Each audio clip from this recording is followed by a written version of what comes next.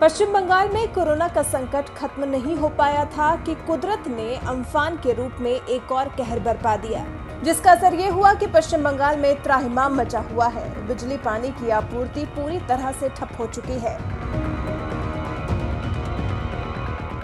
जिसकी वजह से अब कोलकाता वासियों में सरकार के प्रति गुस्सा बढ़ता जा रहा है। लोग सड़कों पर उतर आए हैं और ममता सरकार का पुरजोर तरीके से विरोध कर रहे हैं।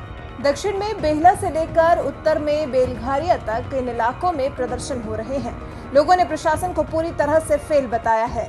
पिछले कुछ दिनों से पानी और बिजली की परेशानी का सामना कर रही महिलाओं ने भी ममता सरकार को कटघरे में खड़ा किया, जिसके बाद ममता बनर्जी ने प्रेस कॉन्फ्रेंस की है और इस मुश्किल समय में संयम बरतने की अपील की है।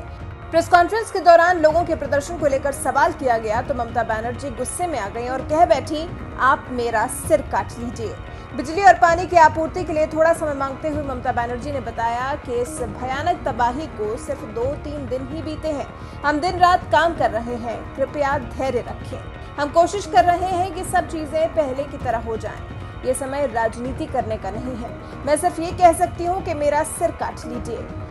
ममता ने बताया कि हम एक साथ 4 चुनौतियों का सामना कर रहे हैं: कोविड-19, लॉकडाउन, प्रवासी मजदूरों से जुड़े मुद्दे और अब ये चक्रवाती आपदा।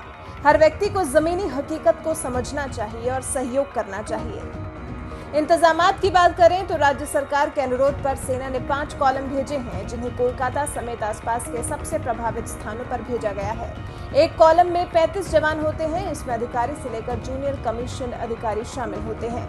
गृह मंत्रालय की तरफ से बताया गया कि राज्य से मांगी गई मदद के कुछ ही घंटों में वहां सेना को तैनात कर दिया गया है।